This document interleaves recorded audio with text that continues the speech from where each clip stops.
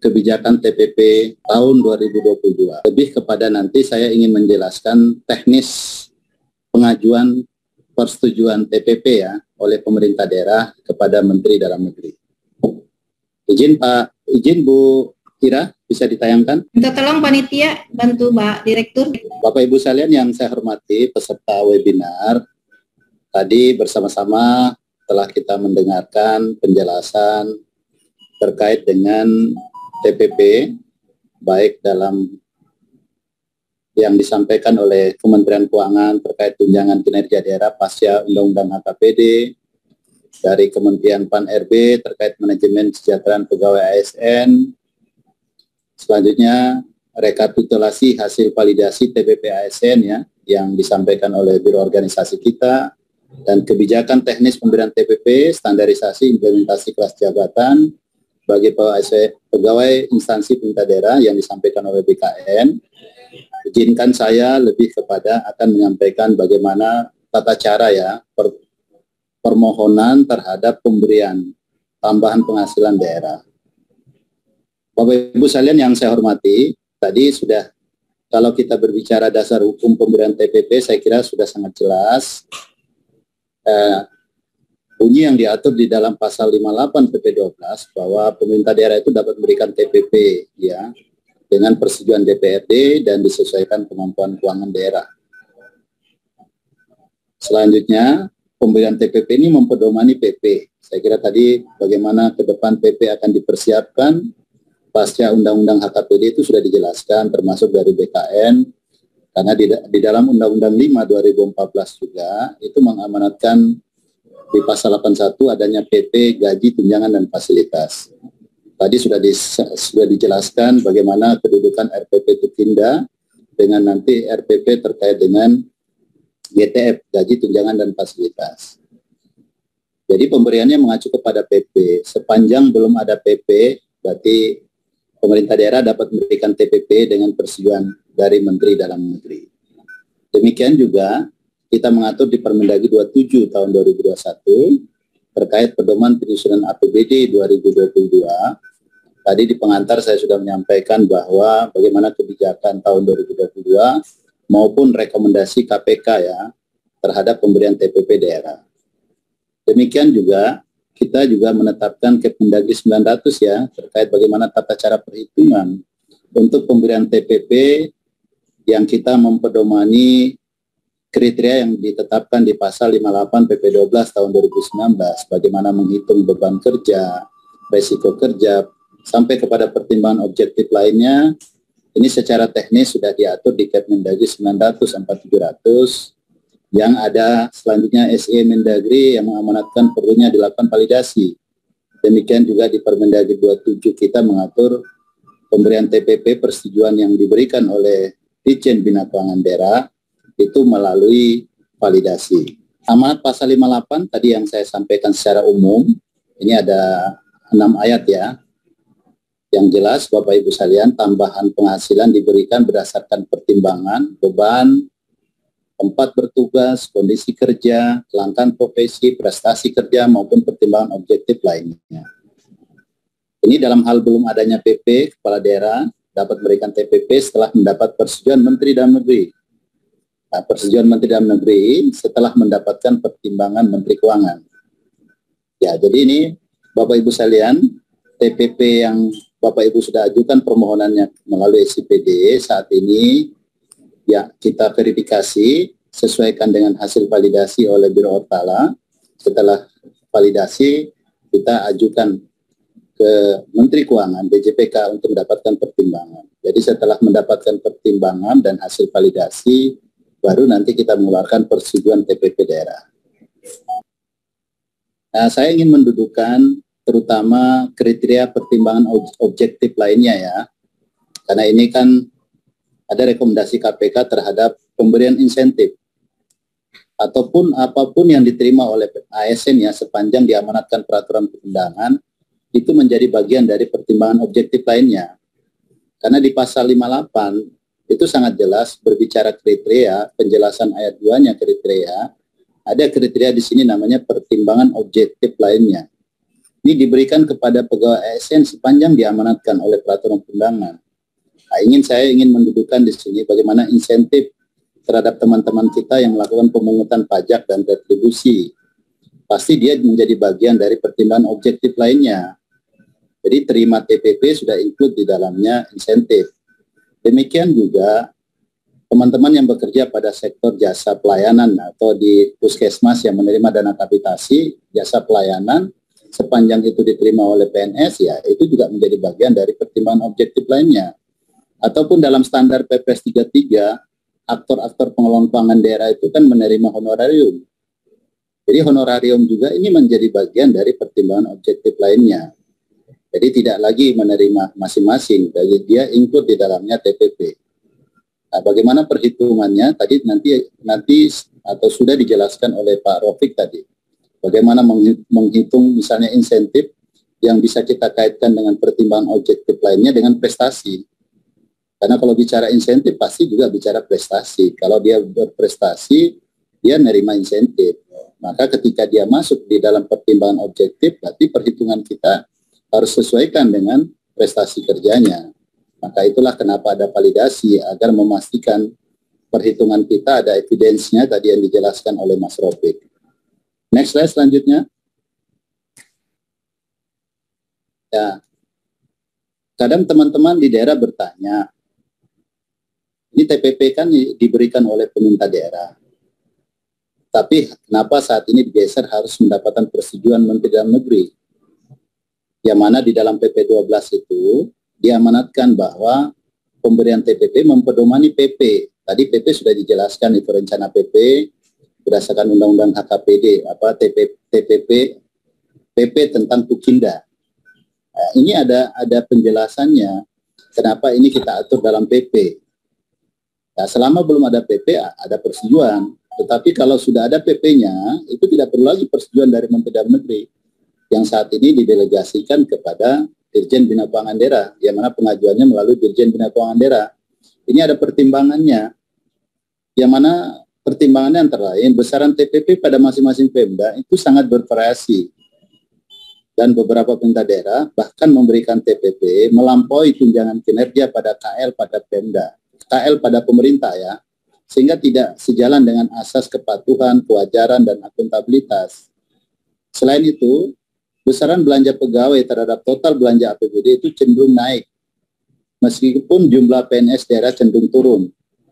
Kenaikan ini disebabkan antara lain adanya kenaikan tunjangan tambahan penghasilan dari tahun ke tahun.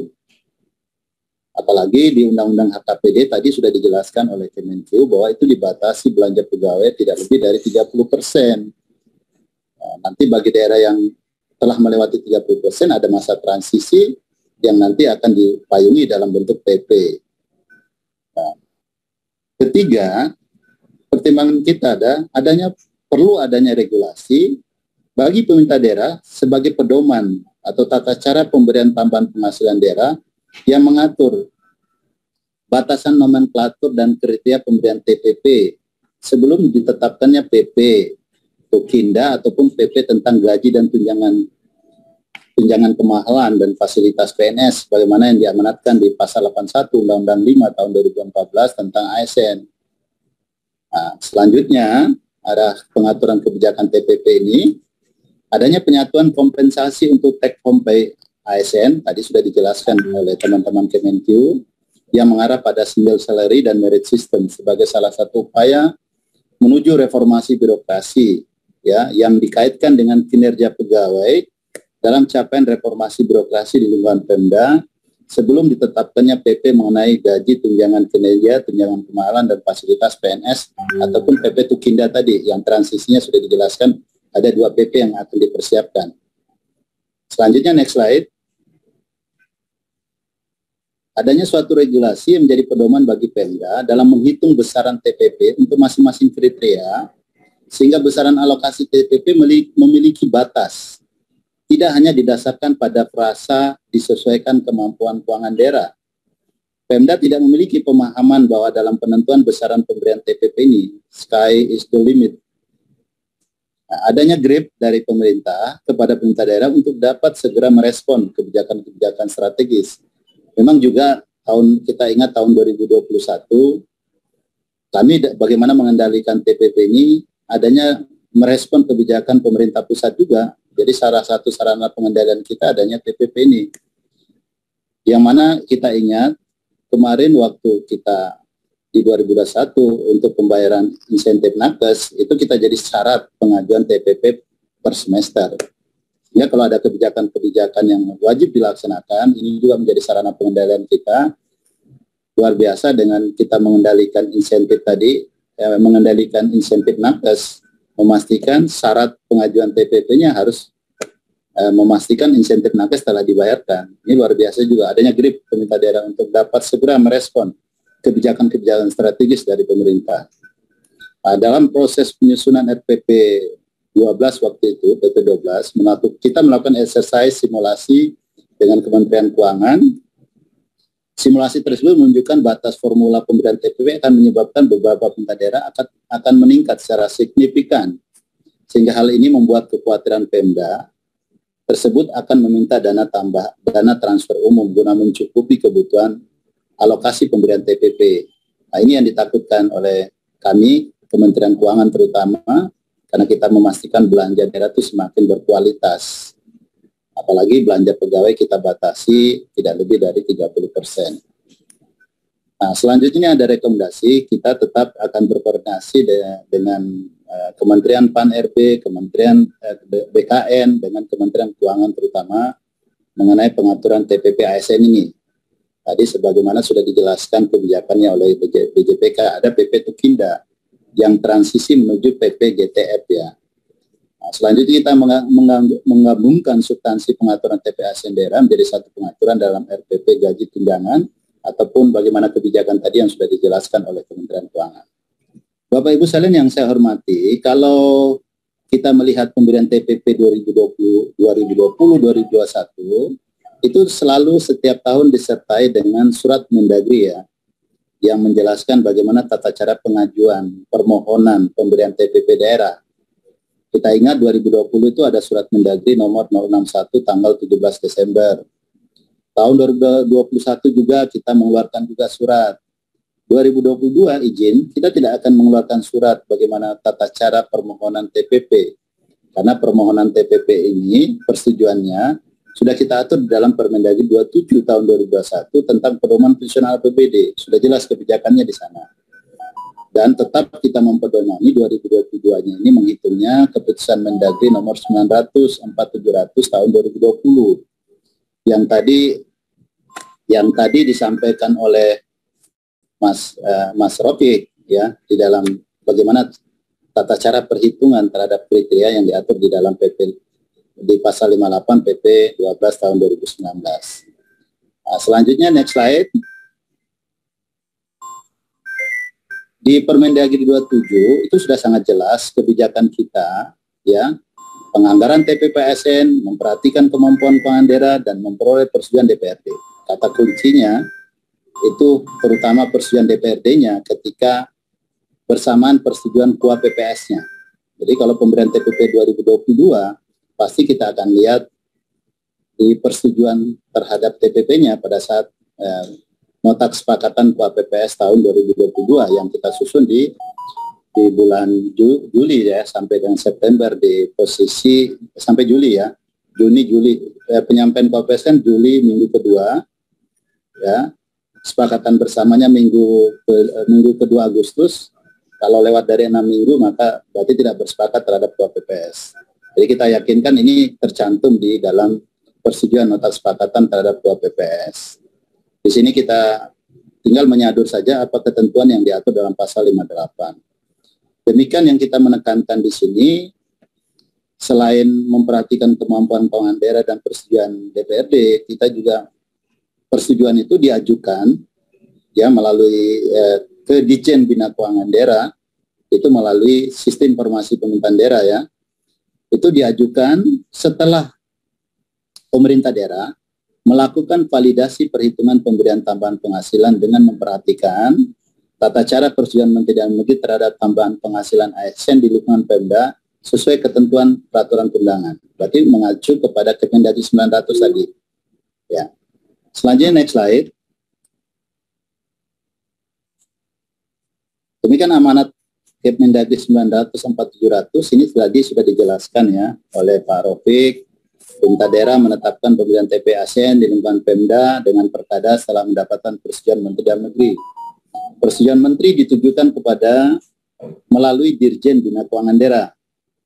Persetujuan ditindaklanjuti dengan mengidentifikasi kriteria TPP ASN pada setiap jabatan ya yang terdiri dari beban kerja, prestasi kerja, kondisi kerja, tempat bertugas, kelangkaan profesi dan pertimbangan objektif lainnya.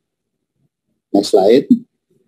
Saya kira ini tadi sudah dijelaskan oleh Mas Rofik bagaimana kita memperhitungkan dari 6 kriteria yang ditetapkan di dalam PP 12 tahun 2019. Secara teknis sudah dijelaskan oleh Mas Rofik. Next slide. Nah, selanjutnya kebijakan pemberian TPP kita 2022 di dalam Permendagri 27 itu sudah sangat jelas. Kami mengulangi apa yang tadi kami sampaikan ketika melakukan pembukaan acara, bahwa alokasi anggaran TPP tahun ini 2022 sama dengan tahun anggaran sebelumnya, artinya tidak keluar dari 2021. Alokasi anggaran TPP dapat melebihi tahun anggaran sebelumnya sepanjang ini hasil realokasi anggaran belanja pegawai dalam APBD tahun anggaran 2021, antara lain honorarium, uang lembur, atau kompensasi lainnya yang diamanatkan oleh peraturan perundangan. Merupakan pemberian TPP berdasarkan kriteria kondisi kerja kepada perangkat daerah yang langsung terkait dalam upaya pencegahan dan penanganan COVID-19. Nah, kita tahu sekarang ini merebak virus Omikron ya.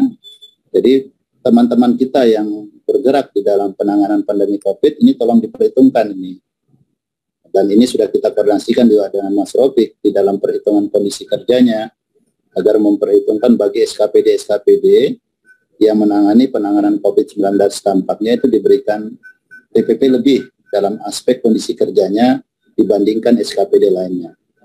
Selanjutnya kita minta alokasi anggaran TPP yang diberikan kepada pejabat dan pegawai inspektorat daerah itu lebih besar dari perangkat daerah lain dan lebih kecil dari standar daerah yang ditetapkan oleh kepala daerah.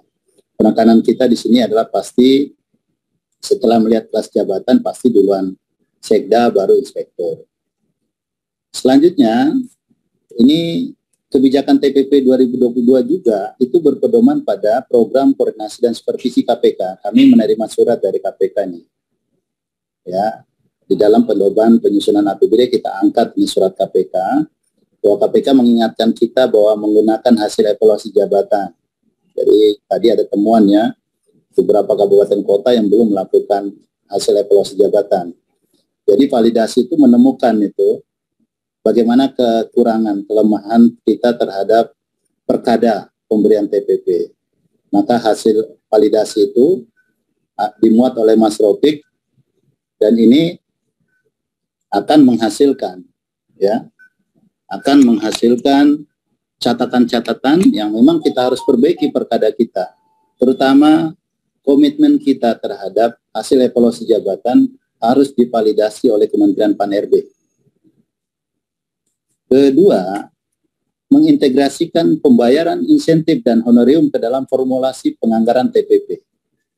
Jadi, tadi saya tegaskan dan saya sudah jelaskan apa itu pertimbangan objektif lainnya. Mengintegrasikan sekali lagi pembayaran insentif dan honorium ke dalam formulasi penganggaran. Pasti kita memaknai tadi pertimbangan objektif lainnya. Sangat jelas penjelasan pasalnya bahwa semua yang diterima oleh ASN sepanjang diamanatkan oleh peraturan perundangan, ya insentif itu ada PP 69 ya 2010. Itu mengatur tentang insentif terhadap pajak dan retribusi. Sehingga itu juga menjadi bagian dari pertimbangan objektif lainnya. Ini sejalan dengan rekomendasi KPK. Sehingga kita mulai tahun 2020 itu di dalam pedoman penyusunan APBD kita sudah menekankan bahwa tidak lagi menerima insentif sendiri, TPP sendiri. Silakan menerima insentif, itu menjadi bagian dari TPP. Terimanya TPP. Dan ini sudah kami jelaskan juga kepada BPK ketika kami melakukan sosialisasi diskusi dengan KPK, dengan BPK. BPK juga menanyakan bagaimana kebijakan insentif dan dikaitkan dengan TPP. kami sudah menjelaskan bahwa insentif adalah bagian dari pertimbangan objektif lain yang ada di TPP. Sehingga terima TPP itu sudah include di dalamnya insentif. Walaupun ada tata cara pemberian perhitungannya yang berbeda. Tetapi di dalam perhitungan pembayaran objektif lainnya, itu sudah harus mempertimbangkan bahwa apapun yang diterima ASN itu menjadi bagian dari TPP. Selanjutnya, ini ada pemberian sanksi administratif berupa penundaan pembayaran TPP dalam hal ASN penerima TPP ini tidak patuh, ya, tidak patuh dalam pelaporan LHKPN-nya, atau dia memanfaatkan aset tidak secara sah, ya, artinya ketika jabatannya berpindah, kendaraannya juga harus berpindah.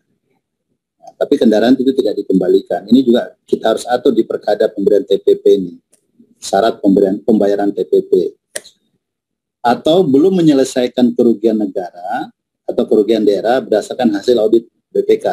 Ada mekanisme pengembalian yang belum dikembalikan. Ini juga menjadi bagian. TPP-nya ditahan sampai yang bersangkutan melaporkan LHKPN, mengembalikan aset yang tidak sah, atau menyelesaikan kerugian daerah berdasarkan hasil audit BPK. Nah, dalam hal penyelenggaraan pengadaan barang jasa, ini agar memprioritaskan pemberian TPP kepada jabatan fungsional atau ASN di UKPBJ, yang lagi-lagi mengacu kepada hasil evaluasi jabatan. Ini kan risiko kerjanya begitu besar.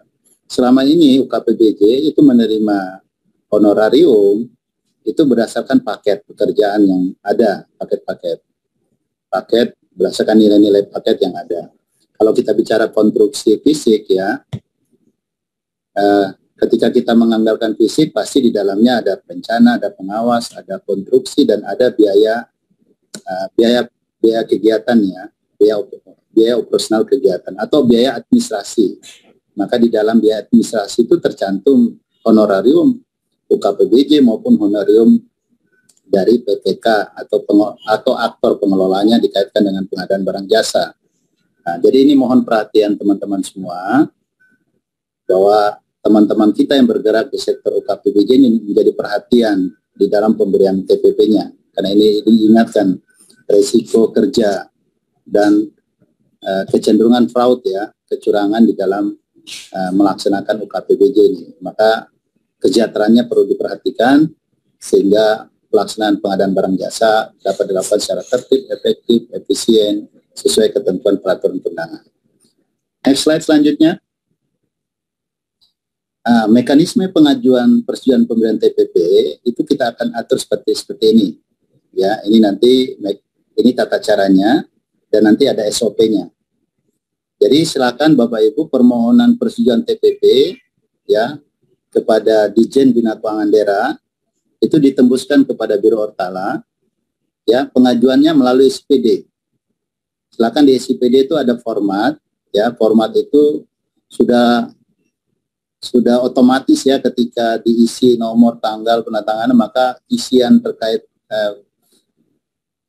beban, ya, sampai kepada pertimbangan objektif lain itu secara query-nya langsung kita tarik dari SPD. Jadi apa yang Bapak Ibu sampaikan itu otomatis pagunya kita sudah tarik pagunya dari SPD, otomatis itu query-nya, jumlah pagunya kita menjumlahkan antara objek, ya, yang ada di beban, ya, sampai dengan pertimbangan objektif lainnya. Itu akan kita jumlahkan, selanjutnya merincinya udah otomatis dari SPD kita tarik datanya. Nah, selanjutnya setelah disampaikan melalui SPD, kalau dulu tahun sebelumnya kita ada pengajuan per semester, maka tahun ini kita tidak lagi pengajuan per semester, ya, kecuali ada kebijakan lain yang memang kita akan amankan. Tadi saya sampaikan sangat efektif, misalnya kita mengawal insentif nakes tahun 2021. Salah satu penyumbang terbesar insentif nakes Pemda berkomitmen pembayarannya, kita salah satunya kemarin ada persetujuan TPP, maka kita buat per semester.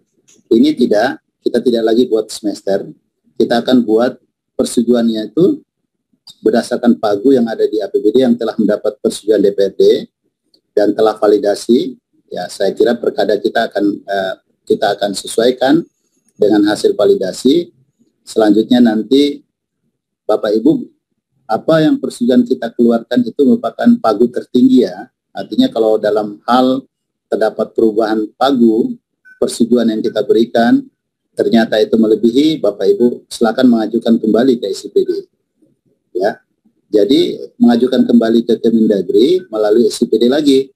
Ya. Selanjutnya nanti ini tahap keduanya, Biro Ortala itu melakukan validasi. Saya kira validasi ini sudah dilakukan. Selanjutnya Biro Ortala nanti akan menyampaikan surat ke kami. Ini sudah kami terima ya hasil validasinya. Selanjutnya berdasarkan hasil validasi dan permohonan, data-data yang kita tarik query-nya dari SIPD, maka Dijen Keuangan Daerah mengajukan pertimbangan persetujuan TPP kepada DJPK Kemenku. Jadi kami saat ini sedang menyampaikan, jadi ada beberapa surat yang sudah kita rekap itu, kita selanjutnya bandingkan dengan hasil validasi. Ini kita sudah menerima 3 surat ya, validasi. Maka kita dari nama-nama yang masuk melalui SIPD, kita cross-check lagi di hasil validasinya. Setelah dapat bahwa dia telah melakukan validasi, baru kita minta dulu pertimbangan ke Kementerian Keuangan.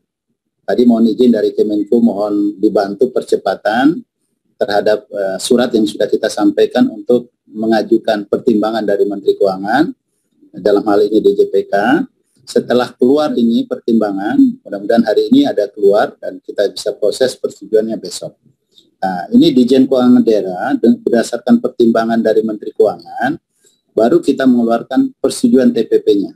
Ya, nanti surat persetujuan TPP kita keluarkan, itu kita upload lagi ke dalam SIPD. Jadi Bapak Ibu, jadi ngambil dokumen persetujuan bukan kita terima langsung ya. Kita tidak ada tatap mukanya, tidak ada penerimaan langsung. Jadi dari permohonan Bapak Ibu sampaikan itu melalui SIPD ya, sistem informasi. Kenapa kita pakai SIPD? Memastikan komitmen Bapak Ibu menggunakan SIPD. Ya, kita tarik otomatis datanya dari APBD query-nya itu dengan format template yang kita sudah siapkan. Selanjutnya persetujuan juga nanti kita sampaikan melalui SIPD. Bapak Ibu nanti mengambil persetujuan yang kami keluarkan itu melalui SIPD. Jadi tidak ada Bapak Ibu setelah menyampaikan surat datang ke Kemendagri meminta persetujuan, tidak ada. Jadi kita tegaskan untuk menghindari kondisi fraud ya, kecurangan, menghindari isu-isu lain terkait proses pelayanan persetujuan ini. Ya, kita sampaikan kita komitmen menghindari penerimaan apapun ya.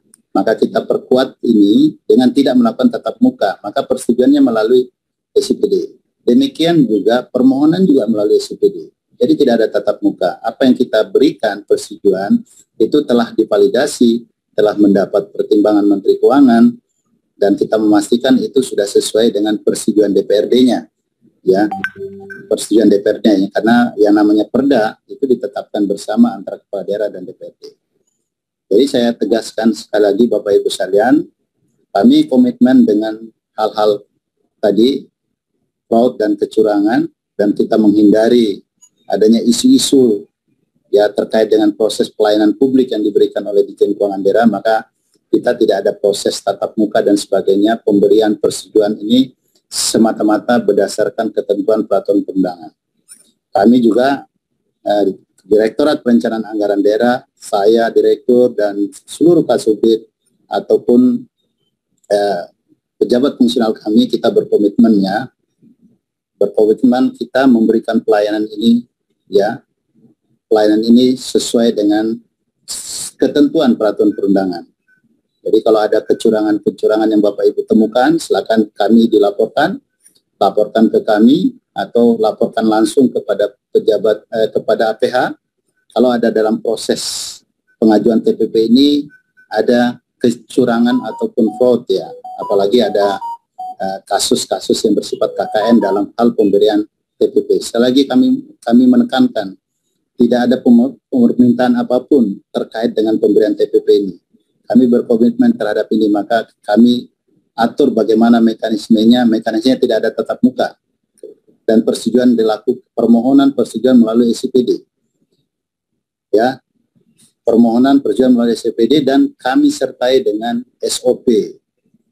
Jadi dari tahapan ini yang saya sebutkan, tahapan yang surat sampai kepada validasi dan sebagainya, itu kita memastikan ya, kita lengkapi dengan SOP. Ini berapa hari kita terima suratnya, berapa hari kita proses, berapa hari validasinya, termasuk juga kapan kita mengeluarkan persetujuan, kita ikat dengan SOP. SOP nanti akan menentukan kapan waktu ya, kapan waktu kita mengeluarkan ini. Kita sudah bisa menghitung waktu mengeluarkan persetujuan TPP ini. Sekali lagi Bapak Ibu sekalian, pemerintah daerah mohon izin, kalau ada hal-hal kecurangan fraud, silakan kami dilaporkan. Kalau ada staf saya ya atau saya sendiri yang meminta sesuatu terhadap pelayanan ini, tolong kami disampaikan, dilaporkan bahwa kami berkomitmen di dalam pemberian persetujuan TPP ini tidak ada pemberian apapun, tidak akan menerima apapun terhadap pemberian TPP ini. Sehingga otomatis semuanya kita sudah mengikuti seluruh ketentuan peraturan perundangan. Jadi kalau ada hal-hal terhadap kecurangan ataupun fraud, silakan sekali lagi kami minta, ini tolong kami dilaporkan, siapa ditunjuk, nanti kita akan proses sesuai dengan hukum yang berlaku. Kami berkomitmen pemberian pelayanan TPP secepat mungkin, segera mungkin, karena ini adalah salah satu kesejahteraan yang ditunggu oleh kita teman-teman di daerah selain gaji maupun TPP ini yang ditunggu. Kami juga merasakan itu dan segera kami akan memproses. Memang dalam proses akuntabilitas ini kita juga menjaga jangan sampai proses pemberian itu tidak sesuai dengan ketentuan peraturan perundangan. Ada ketidaknyamanan di situ, saya mohon kami dimaafkan, kami juga empati dan terus berusaha agar segera TPP ini akan kita keluarkan. Nah, next slide selanjutnya.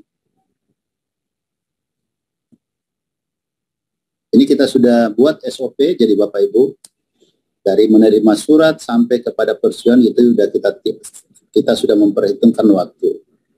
Ya, sehingga betul-betul pelayanan kita itu berkualitas, tepat waktu, ya, sesuai dengan ketentuan peraturan perundangan. Next slide. Next, lanjut. Ya, saya kira itu ya. Ini ada data-data untuk bahan saja. Yang jelas, yang penting kita pemberian TPP hari ini, Bapak Ibu sudah mengajukan persetujuan ke dalam SIPD. Segera kami proses, validasi kami sudah terima. Saat ini kami minta pertimbangan dari Menteri Keuangan. Setelah ada pertimbangan dari Menteri Keuangan, nanti kita mengeluarkan persetujuannya. Saya kira itu yang bisa saya sampaikan dalam materi yang ini terkait dengan bagaimana tata cara pemberian TPP. Saya akhiri, wabillahi taufiq hidayah. Assalamualaikum warahmatullahi wabarakatuh.